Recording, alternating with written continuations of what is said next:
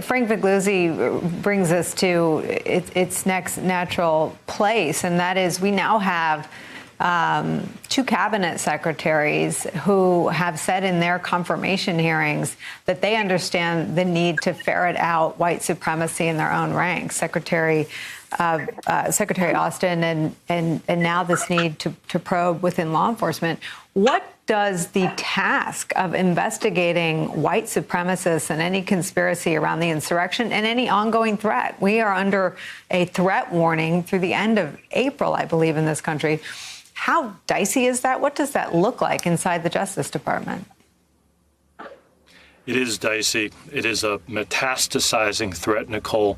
And by the way, it's not new. What is new is that the former president gave sustenance to this movement. He drew a moral equivalency in Charlottesville and said there were good people on both sides.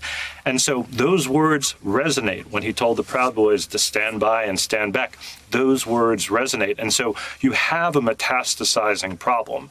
I've been encouraged by the way the U.S. Attorney's Office in the District of Columbia has attacked it. More than 300 people have been charged. We know there are ongoing investigations. There's two things we have to do. One is we have to prosecute people who committed these acts. The other is we have to prevent these acts from occurring. The second thing is harder than the first, and it requires a change in the tone from the top. One of the things we're going to see, I believe, with this administration is a decided change, a decisive change in the tone from the top. Now, in and of itself, that doesn't fix the problem. Again, it's always been a part of our society, sadly.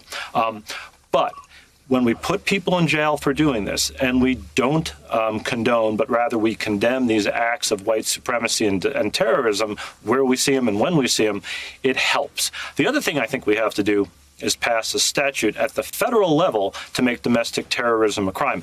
Make it the moral equivalent of international terrorism. That will send a strong signal, too. What do you do about the permission structure? You've got Congressman Gosar tweeting out white supremacist mottos. The New York Times, Katie Benner's colleague, has reported on, I think, a half a dozen associations and contacts between Republican House members and white supremacist groups.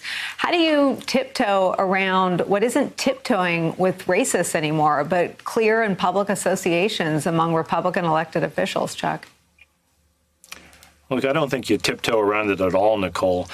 We have always had members of Congress who are clowns and fools. The Constitution only requires that a member of Congress be 30. It doesn't require that they pass any sort of intelligence test or meet any sort of ethical standard. And so we will always have those types of members of Congress.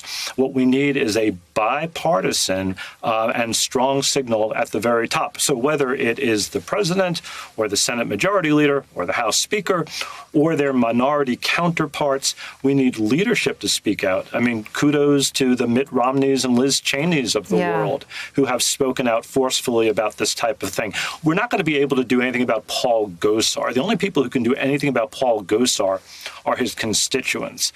What we need to do is talk thoughtfully and candidly with the American people about the nature and threat that's out there and prosecute the people who have committed these horrific acts.